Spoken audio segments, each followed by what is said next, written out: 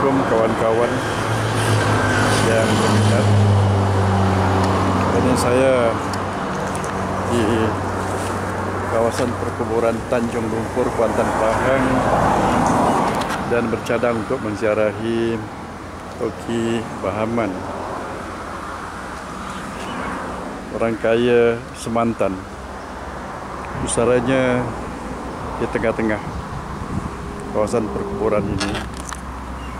Dan untuk makluman kawan-kawan yang berminat, Tok Bahaman juga dikenali sebagai Tok Guru Pramu. Datang ke Tanjung Lumpur ini sekitar tahun 1929, ini fakta, dari Siam. Dan sebelum itu Toki Bahaman berada di Chiang Mai, berlindung di sana, dan tugasan Toki dan anaknya Aki Mak Lela ialah menjaga 21 ekor gajah milik Raja Siam. Dan saya ke sini sudah sekitar 5 atau 6 kali. Itu yang pagarnya warna kuning. Tahlil ke sini, dan niat hari ini ialah untuk ziarahi lagi, dan sudah pun tahlil dilakukan tadi. Seperti biasa, tahlilnya 3 kali Qul Huwallah, 4 kali Al-Fatihah, 4 kali Al-Fatihah, 10 kali ayat La ilaha illallah wahdahu la syarikalah lahul mulku wa lahul hamdu yuhyi wa yumiitu ala kulli syai'in qadir, 10 kali bacaan La haula wala quwwata illa billahil aliyyil azim, dan 10 kali lagi ayat taubat Astagfirullahil azim allazi la ilaha illa huwal hayyul qayyum wa atubu ilaih. Dan untuk makluman kawan-kawan, dipusarakan di sini Aki Bahaman atau Tok Guru Pramu pada tahun 1970. Ini pusaranya. Dan ya, orangnya berketinggian sekitar 5 kaki setengah, sekitar itu. Dan kurus, agak bongkok ya. Tepatnya ialah pada 23 bulan 7 1977 ya. Tepatnya 77. Bismillahirrahmanirrahim. Allahu Akbar. Tok Guru Pramu ya, dicatatkan di situ. Apakah istimewanya saudara kita ini, Datuk Bahaman atau Tok Guru Pramu? Pertama, Tok Guru Pramu memiliki sifat sidik, amanah, tablik, fatanah. Beliau menjejaki sifat Nabi Muhammad dan para sahabat. Kedua, Aki Bahaman seorang pembela Islam di Pahang, walaupun British telah mencatatkan banyak fakta dalam, termasuk Jambras, yang menyatakan bahawa Datuk Bahaman melawan British kerana tidak dapat memungut cukai lagi, kerana British telah mengenakan peraturan. Tapi jangan lupa, cukai kepala yang ditetapkan oleh British kepada semua penduduk di Pahang, cukai kepala bermakna setiap orang, bayi sampai ke orang tua, bayar cukai kepada British.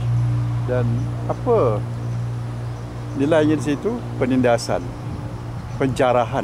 Itu yang ditentang oleh Aki Bahaman dan para sahabatnya, Tok Gajah, Tok Guru Mak Kilau, Mak Lela dan sebagainya. Dan saya tidak berniat untuk menghina para penentang Aki Bahman seperti Panglima Garang Yusof dan ramai lagi, termasuklah Sultan Mahmud. Padahal ayah Sultan Mahmud itu Sultan Ahmad I, sangat melindungi Datuk Bahman situ. Jadi kawan-kawan yang meminati hal-hal berkaitan dengan kebenaran, perjuangan Datuk Bahman, saya yakin memang menjadi sokongan kita. Alhamdulillah, sampainya saya di sini petang ini. Kebetulan hari ini adalah hari keputeraan Sultan Abdullah. Moyang Sultan Abdullah itu Sultan Abdullah juga. Sultan Abdullah itu berkahwin dengan moyang saya, Cik Sokma. Itu ialah fakta. Kalau rujuk Google itu ada kesilapan, dikatakan Cik Sokma itu berkahwin dengan Sultan Ahmad yang pertama. Sebenarnya tidak tepat. Itu tulisan ataupun esei Inggeris di situ. Berbalik cerita pasal Aki Bahman, Tok Guru Pramu, sejak tahun 1929 sampai tahun 77 ya. Berikutnya, dan saya diberitahu oleh seorang sahabat, seorang pelukis arwah sekarang Saidi, dia kata lepas Aki Bahman dikebumikan di sini tahun 1977, dia dapat maklumat Aki Bahman berada di Muazzam. Dia buat pondok di sana, dan Saidi telah dapat jumpa Aki Bahman di sebelah Muazzam. Dia menjaga sebuah pusara yang dia pun tak tahu pusara itu milik siapa, atau memang saya dirahsiakan daripada saya.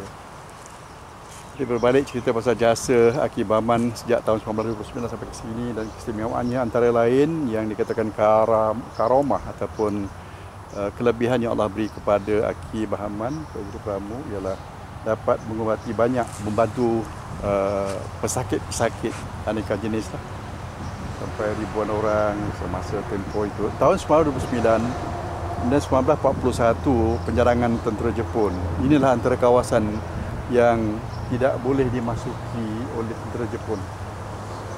Itu ialah ayah saya pernah cerita tahun 41 itu. Memang bila orang di Kuantan berlindung daripada keganasan tentera Jepun, akan pergi ke kawasan atau ke rumah Tok Guru Pramu.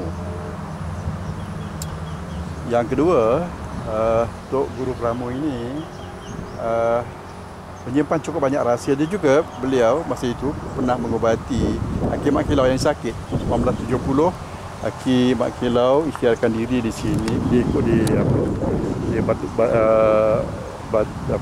di Pulau Tawar, kemudian dibawa ke Batu Lima, Kuantan.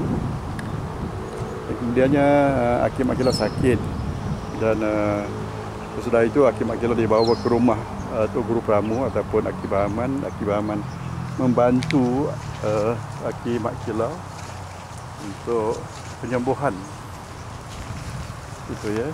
Jadi di sini kawan-kawan sedia maklum, bila dicatkan kuning itu ialah tanda dan kain kuning pada batu nisan itu, menunjukkan Aki Bahman ini dihormati, dan beliau ada darah raja sebab ayahnya Abdul Rahman datang dari Pagaruyung, Sumatera.